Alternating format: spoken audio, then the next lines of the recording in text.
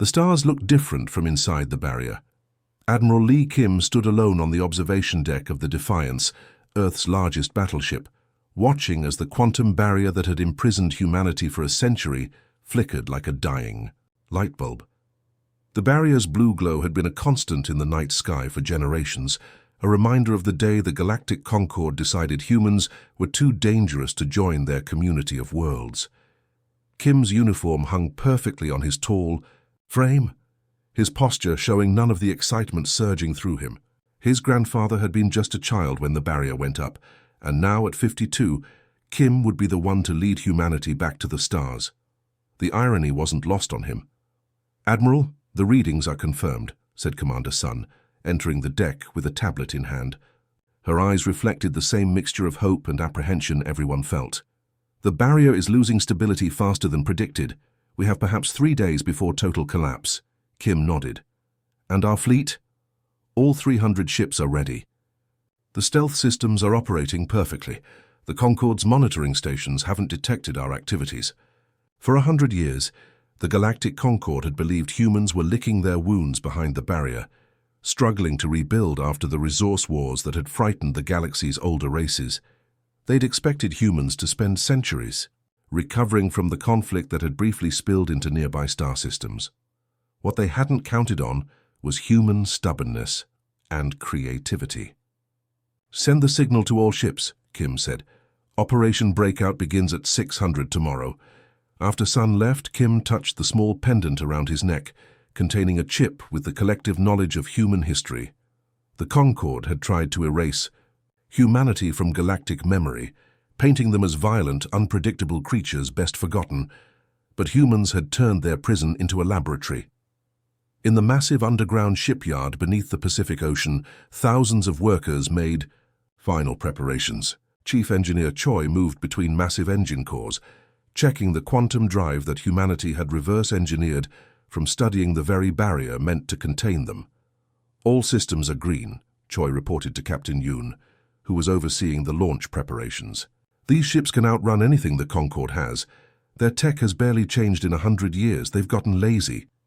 Yoon nodded, watching workers load the last supplies. The ships weren't just military vessels.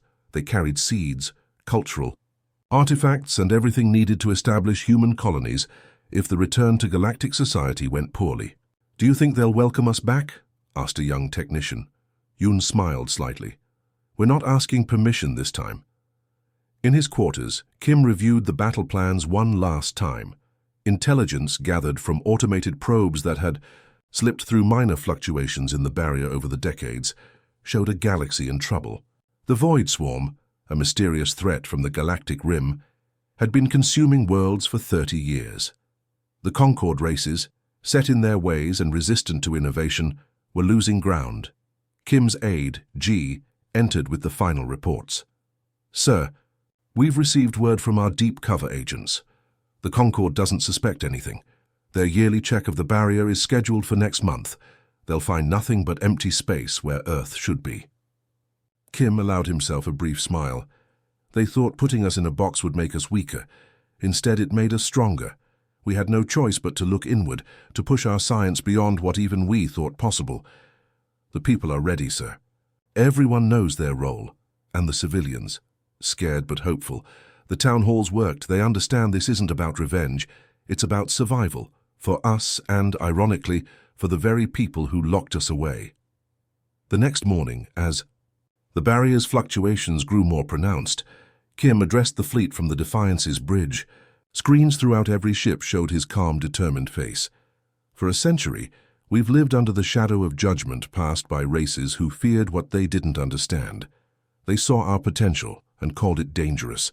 Today, we prove them, right and wrong." The crew watched as status lights turned green across the board.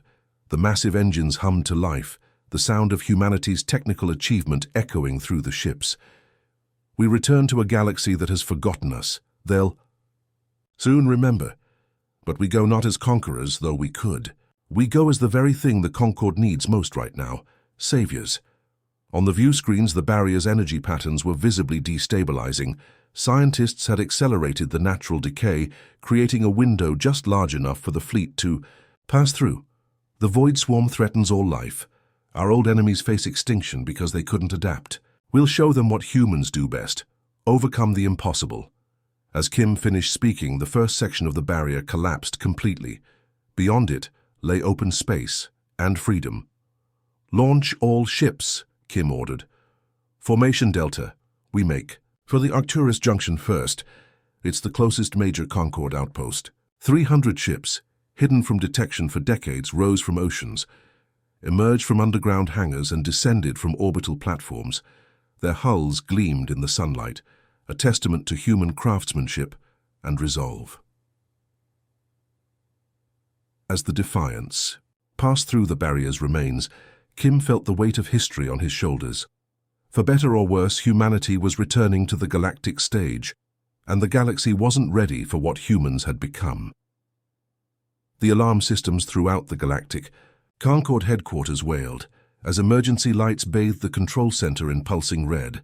High Commander Lox, a tall blue-skinned Trell with 4 arms, stared in disbelief at the holographic display showing human ships appearing simultaneously at 7 different sectors.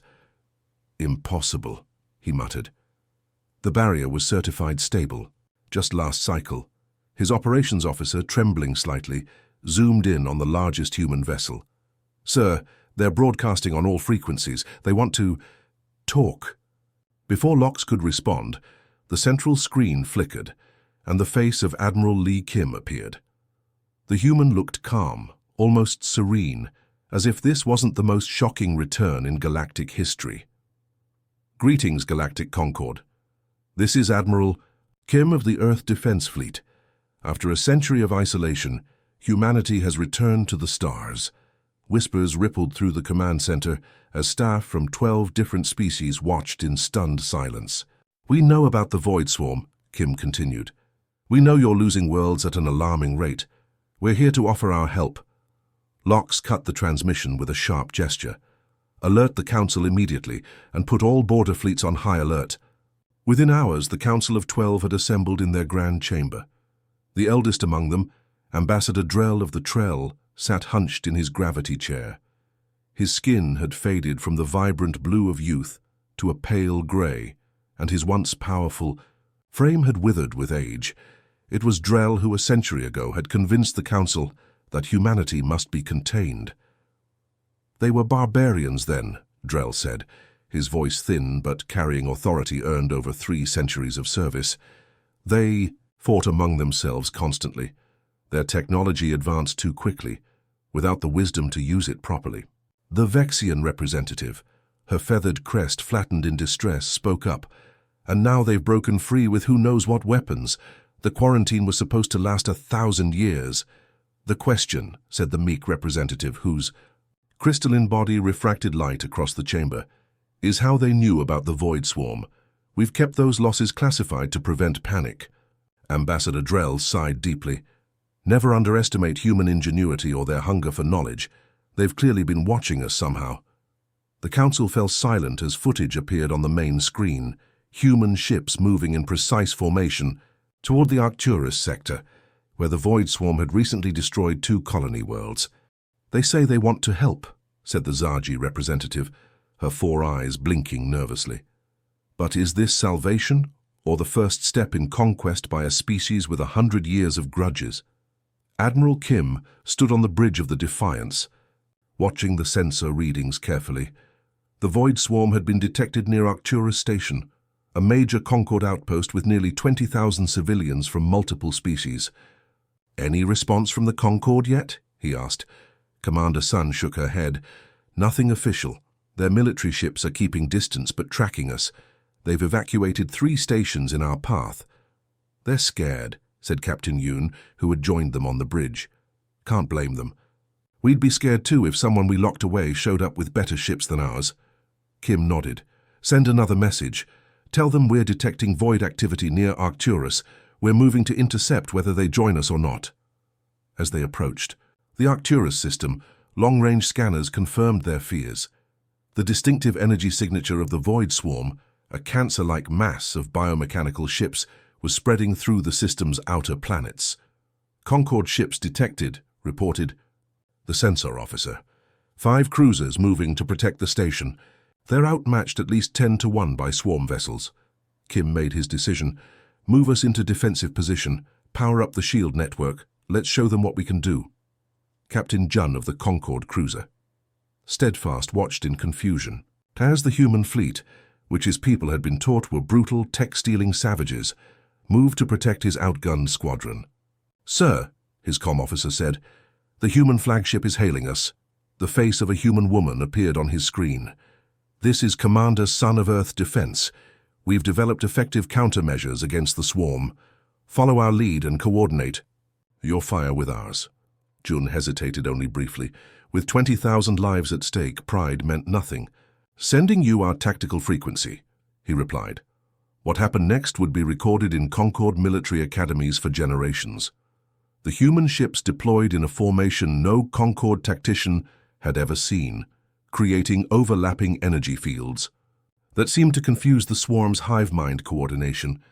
When the swarm adapted, the humans adapted faster, changing tactics 3 times in the span of minutes. From his bridge, Jun watched in amazement as human soldiers in powered armor suits launched from their ships, moving through space with unnatural precision. Their weapons fired strange pulses that didn't just damage the swarm ships, they somehow separated them from the hive mind, causing them to drift aimlessly. "Their tech is beyond anything I've seen," Jun's science officer whispered. "Those suits have some kind of integrated AI, and those weapons, they're manipulating space-time itself." When the battle ended 2 hours later, not a single Concorde life had been lost. The station was safe. The Void Swarm had been driven back, suffering its first major defeat in decades. As Jun's ship docked alongside the human vessel for a debriefing, he found himself wondering, had they been wrong about humans all along? Or had the isolation changed them into something new, something the galaxy desperately needed? Back in the council chamber, Ambassador Drell watched footage of the battle with tears in his ancient eyes. "We made a terrible mistake," he said quietly, as the other council members sat in stunned silence. "We feared their potential, so we locked them away. And now, that potential might be the only thing that saves us all." Dr. Jin Park moved carefully through the ancient archives beneath the Galactic Concorde's main library. The air smelled of dust and forgotten knowledge. 3 weeks had passed since humanity's dramatic return to galactic society, and as Earth's leading historian, Park had been granted limited access to these records, a gesture of goodwill that she suspected had more to do with politics than genuine openness. "You won't find what you're looking for in the public sections," said a voice behind her. Park turned to find a young Trell archivist, his blue skin still vibrant with youth, 4 arms cradling several data crystals. "And what am I looking for?" Park asked carefully. The archivist glanced around nervously. "The true record of the quarantine decision. Ambassador Drell requested I help you discreetly." Park's heart raced. The official story, the one taught to generations of humans behind the barrier, was that the quarantine had been imposed because of human aggression during the resource wars. But something about that explanation had never sat right with scholars like Park. Why would Ambassador Drell help me? He's the one who proposed our containment in the first place. The young Trell's 4 hands fidgeted with the crystals. "The ambassador is very old now. Perhaps he wishes to set right old wrongs before joining the ancestors." He handed Park a small crystal. "This contains the sealed council deliberations from the quarantine vote. It was meant to remain classified for another 900 years. In a secure room aboard the human diplomatic vessel Olive Branch, Park inserted the crystal into a reader. The holographic image of a much younger Ambassador Drell appeared, standing before the Council of 12 as they debated Earth's fate. "It is not their violence that concerns me," the younger Drell was saying. "All species have violent chapters. It is their rate of adaptation that represents the true threat." Another council member spoke up. "The humans advanced from primitive flight to space travel in less than 70 years. They developed atomic theory to practical fusion in less than 50. Each crisis they face accelerates their development rather than destroying them." "Precisely," Drell continued. "Our civilizations advance cautiously, methodically, over thousands of years. Humans transform themselves within a single generation. If we allow them unrestricted access to galactic knowledge now, how long before they surpass us all? How long before our 1,000-year-old institutions become obsolete overnight? Park watched in growing disbelief as the real reason for humanity's punishment became clear. It wasn't fear of human violence, it was fear of human adaptability, fear of change itself. Admiral Kim listened intently as Park presented her findings to Earth's Leadership Council aboard the Defiance. "So they locked us away not because we were too violent," Kim said slowly, "but because we were changing too quickly." "They were afraid," Park confirmed. "Their species evolve over millions of years, their societies over thousands. We do it in decades.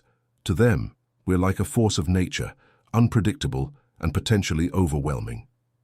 Commander Sun leaned forward. "Does this change our approach? Should we be angry? Demand reparations?" Park considered the question carefully. "I think it gives us leverage, but not for punishment, for partnership. They need our adaptability now, against an enemy that changes as quickly as we do." On the Concord capital world of Harmonious, emergency sessions continued day and night. Reports of human-led victories against the Void Swarm came in faster than they could be processed. 3 major systems had been secured in just 2 weeks, more progress than the Concord had made in years. In a private meeting room, Dr. Park sat across from Ambassador Drell, whose ancient body seemed to have aged even more in recent weeks. "You've seen the records," Drell said, his voice barely above a whisper. "You know the truth now," Park nodded. "You were afraid of us?" "Yes." Drell's wrinkled hands trembled slightly. "But fear is often based on misunderstanding. We saw your rapid advancement and imagined only threat, never opportunity." "And now?" Drell's eyes, clouded with age, met hers directly. "Now I must live with the knowledge that I condemned the galaxy to a century of stagnation when we needed evolution most. By quarantining humanity, we prevented our own salvation." Park didn't speak. There was nothing to say that history wouldn't say more eloquently. "The Void Swarm," Drell continued, "adapts quickly like you humans. Our rigid, cautious approach to technology left us defenseless against an enemy that evolves constantly. We needed your perspective, your willingness to take risks, your creativity." He spoke the last word as if it were novel and slightly dangerous. Aboard the combined Human-Concord Research Station cooperation, humans worked alongside aliens from 7 different species. Captain Yoon supervised as Earth engineers demonstrated the quantum shield technology that had been developed by studying the barrier that once imprisoned them. "The beauty of this system," Yoon explained to a group of wide-eyed Concord scientists, "is its adaptive algorithm. It learns from each attack and reconfigures automatically." A MIC scientist, her crystalline body glittering under the lab lights, shook her head in amazement. "This would have taken us centuries to develop through our traditional methods." "That's because you've been taught to fear failure," Yoon said kindly. "We've learned to embrace it. Each failure teaches us something new." Across the station, similar scenes played out as human innovations were selectively shared with allies who had joined the defense effort. Medical techniques, propulsion systems, AI ethics frameworks, ideas that had been forced to develop in isolation behind the barrier, were now spreading throughout the galaxy. In the Concord Council chamber, the mood had shifted dramatically, from fear to cautious hope. Reports from the front lines showed the Void Swarm retreating for the first time in memory. "We must acknowledge an uncomfortable truth," said the Vexian representative, her feathered crest now standing proud. "Our fear of rapid change nearly doomed us all. The humans we feared might have been our only hope all along." Ambassador Drell, attending what would likely be his final council session, spoke softly, but with authority earned over 3 centuries. "Let history record that we were wrong, and let it also record that when humanity returned, they chose to save rather than punish those who had wronged them." He paused, his voice breaking slightly. "Perhaps that is the most human quality of all, not their adaptability, but their capacity for forgiveness." The Void Swarm was learning. That was the terrifying reality that Admiral Kim faced as he reviewed battle reports from across the galaxy. 6 months into humanity's return, the pattern was becoming clear. Each engagement with human forces was making the swarm smarter, more focused, more strategic. "It's targeting our tactics specifically now," said Commander Sun, pointing to holographic battle maps spread across the war room table. "Look at these attack patterns. It's not just adapting randomly anymore, it's countering our specific technologies." Kim nodded grimly. The Void Swarm had begun as what seemed like mindless biological machines, consuming everything in their path. But recent encounters showed something more disturbing: intelligence, purpose, and now what looked like a specific vendetta. "It recognizes us as the threat," Kim said quietly. "After decades of steady advances against the Concord, we've pushed it back repeatedly. Now it's responding." Captain Yoon entered the room, his face grim. "Admiral, we've just received word. The swarm has changed strategy completely. They're bypassing military targets and heading straight for populated worlds." The room fell silent as the implications sank in. "Which worlds?" Kim asked, though he suspected the answer. "All our strongest allies. The Trell homeworld. The Mick Crystal. Colonies? The Vexian nesting worlds," Yoon's voice dropped. "And preliminary reports suggest another massive force is gathering at the edge of the Sol system." On the Trell homeworld of Azuria, panic spread through the ancient crystal cities. The planetary defense grid, recently upgraded with human technology, fired continuously as void ships descended like a plague of locusts. "They're targeting civilian centers," shouted General Han, who led the human defense force on Azuria. "Evacuate the western districts now." From his command post, Han watched in horror as the swarm displayed new tactics, bypassing military installations to strike at population centers, as if the swarm understood that breaking morale might be more effective than destroying fleets. "The swarm is showing something like spite," Han reported to Admiral Kim across the emergency channel. "This isn't resource gathering anymore, it's punishment." On the Defiance, Kim received similar reports from 6 different worlds simultaneously.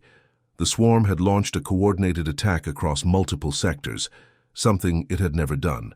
"Therefore, they're stretching our forces thin," Sun said, her fingers dancing across tactical displays as she tried to coordinate defenses.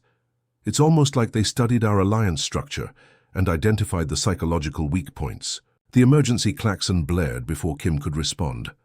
A junior officer's voice came through the speaker, tight with controlled panic. "Admiral, we have multiple void signatures entering the Sol system. Current count is over 300 capital ships and thousands of smaller craft. They've bypassed the outer system defenses somehow." Kim straightened his uniform and took a deep breath. "Send the message to Earth Defense Command. Authorization Kim Lee Admiral 778 Alpha 992. Execute Protocol Phoenix." Sun looked at him with wide eyes. "Sir, Phoenix has never been tested at full scale. The simulations showed possible system-wide effects that—" "I know what the simulations showed, Commander. But we built Phoenix for exactly this scenario, the ultimate defense when all else fails. On Earth, deep beneath the Pacific Ocean, General G received the authorization code and immediately began the activation sequence. This is not a drill," he announced to the thousands of technicians in the massive underground facility. "Protocol Phoenix is now active. All personnel to emergency stations. Throughout the solar system, hidden installations on every planet, moon, and major asteroid began powering up. For a century, humanity had not just been building ships. They had been transforming their entire star system into a weapon of last resort." As the Void Swarm approached Earth, strange energy readings began to emanate from across the solar system. The sun itself seemed to flicker, as massive energy collectors positioned around it began to draw power directly from the star. "Phoenix ready in 3 minutes," reported G over the secure channel to the Defiance. "Be advised, all non-Earth ships should retreat beyond Neptune's orbit immediately." In the Concord emergency bunker on Harmonious, the Council watched in stunned silence as their monitoring system showed the Sol system undergoing an impossible transformation. "What are they doing?" whispered the Vexian representative. "That level of stellar manipulation shouldn't be possible." Ambassador Drell, who had insisted on being present despite his failing health, watched with a mixture of awe and fear. "They built this while imprisoned." Imagine what they might have built if we had worked together from the beginning. The lead void ships entered Earth orbit, their biomechanical forms blotting out the sun like a plague of locusts. Smaller human vessels fought desperately to delay them, but they were outnumbered 20-1. On the Defiance, now positioned safely beyond Neptune, Kim gave the final order. Execute Phoenix. Across the solar system, the installations activated simultaneously. Massive energy beams connected each planet and major moon, creating a web of light with the sun at its center. For a moment, the entire system seemed to glow with unnatural brightness. Then the energy web contracted. Every void vessel within the solar system seemed to freeze in place as space-time itself warped around them. The web pulsed once, twice, 3 times, and when it faded, not a single swarm ship remained. They hadn't been destroyed so much as erased. The silence on the Defiance's bridge was profound. Protocol Phoenix successful, reported Sun, her voice barely above a whisper. All void ships neutralized. Earth is safe. Kim nodded slowly, aware. So of what would come next? The allies they had worked so hard to win would be questioning everything now. The same fear that had led to humanity's quarantine a century ago would resurface, perhaps stronger than before. Send word to all allied worlds, he said firmly. The void has been repelled from Earth, and we're deploying all available ships to support their defenses immediately. And the Phoenix system, sir? Asked Yoon. Kim stared at the view screen, where Earth now appeared peaceful and blue once more. It remains active but dormant, a last resort we hope never to use again. What he didn't say aloud was the question, now facing humanity, having saved the galaxy, could they convince their allies they weren't just trading one threat for another? The massive Alliance flagship Unity hung in space above the Void Swarm's Nexus worlds. Through the observation window, Supreme Commander Lee Kim could see thousands of ships, human and alien alike, moving into their final positions. 5 years had passed since humanity's dramatic return to the galactic stage, 5 years of hard-fought battles, diplomatic breakthroughs, and painful sacrifices. Hard to believe we were behind a barrier just 5 years ago, said General Sun, who had been with Kim since that first day of freedom. She had a new scar running down her cheek from a close call during the Battle of Proxima, but her eyes held the same determination. Kim nodded. Even harder to believe they once feared us so much they locked us away. The Unity itself was a testament to how much had changed. Built jointly by 7 species, it combined human quantum engineering with Trell biological systems, Vexian crystal technology, and MIC gravitational controls. The ship was more than a vessel. It was a statement that the galaxy had found a new way forward.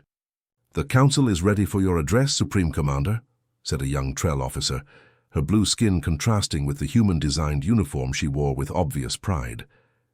Kim straightened his jacket. In the 5 years since Protocol Phoenix had both saved Earth and terrified their allies, he had worked tirelessly to show that humanity sought partnership, not dominance. Today would be the culmination of those efforts. The command center of the Unity housed representatives from all 27 species of the reformed Galactic Alliance. What had once been the exclusive Galactic Concord, dominated by ancient species resistant to change, had transformed into something more dynamic, more adaptable, more human in its outlook, yet with the wisdom of races far older than mankind. As Kim entered, the room fell silent. On the central platform stood holographic projections of the last 3 Void Nexus worlds, the heart of the enemy that had nearly consumed the galaxy. 5 years ago, Kim began, his voice carrying easily through the chamber, many of you watched, in fear as human ships appeared in your systems. You wondered if we had come for revenge after a century of imprisonment. Heads nodded around the room. No one denied the truth of those early days. Today we stand together not as former enemies, not as reluctant allies, but as a true civilization. Perhaps the first this galaxy has ever known that embraces both innovation and wisdom, both change and tradition. The tactical display shifted to show the Alliance fleet's position. Over 8,000 ships from dozens of worlds all working in perfect coordination. The final assault begins in 6 hours, Kim continued. Our intelligence suggests the Void Swarm has concentrated its remaining forces around these Nexus worlds, where its controlling intelligence resides. This will be their final stand, and ours. A Vexian admiral, her feathers now streaked with grey from the stress of years of war, spoke up. "The combined fleet is ready, Supreme Commander, and may I say on behalf of my people that we are thankful for humanity's return, even if we didn't show it at first." Murmurs of agreement rippled through the room. 5 years of fighting side by side had washed away old prejudices. Later, in his private quarters, Kim reviewed the battle plans one last time with his inner circle. Dr. Park, whose historical discoveries had helped bridge the gap between humans and aliens, pointed to a section of the tactical display. "The Void adapts quickly, like we do," she said. "But it lacks something we found, the ability to incorporate diverse perspectives. It only knows conquest, not cooperation."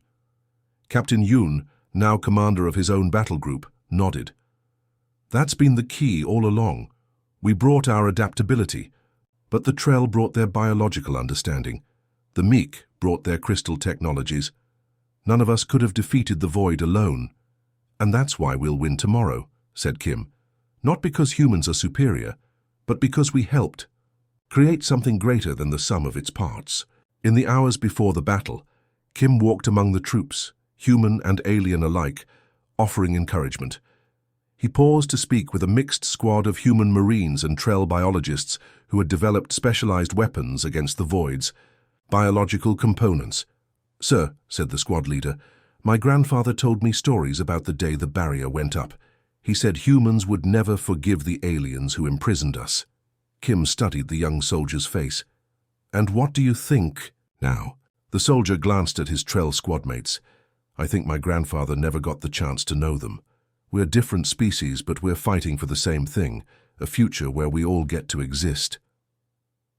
As the battle hour approached, Kim returned to the bridge of the Unity. The view screens showed the Void Nexus worlds, twisted, corrupted planets where the swarm had originated. Intelligence suggested the Void had been created millennia ago as a biological weapon by a now extinct race, only to evolve beyond its programming into something with a simple but terrifying directive: consume and grow. "Fleets, report ready, Supreme." "Commander," said General Sun. Kim took a deep breath. From quarantined outcasts to the galaxy's last hope, humanity had come full circle. "Send the signal to all ships," he ordered. "Operation Unity is go." As the massive fleet moved as one toward the Nexus worlds, Kim couldn't help but reflect on the irony. The very adaptability that had frightened the Concord into quarantining humanity had become the galaxy's salvation. The very diversity they had tried to isolate had become their greatest strength when combined with the perspectives of a dozen alien cultures. On the tactical display, the first shots were already being exchanged. The Void fought desperately, but for the first time it seemed outmatched, not by superior firepower but by superior creativity, by solutions it could never have anticipated from civilizations working in true harmony. "Whatever happens today," Kim said quietly to Sun as the battle unfolded, "we've already won something precious. We've shown what's possible when fear gives way to cooperation." Sun nodded, watching as human ships moved in perfect coordination with alien vessels, covering each other's weaknesses, amplifying each other's strengths. "In a way," she said, "the barrier was the best thing that ever happened to us. It forced us to look inward, to become stronger. And when we returned, we were ready to be the partners the galaxy needed," Kim finished with a smile. "Not conquerors, not saviors, but equals in a community greater than any one species could build alone." As the Unity led the charge into the heart of the Void's domain, the future of the galaxy seemed for the first time in memory full of hope.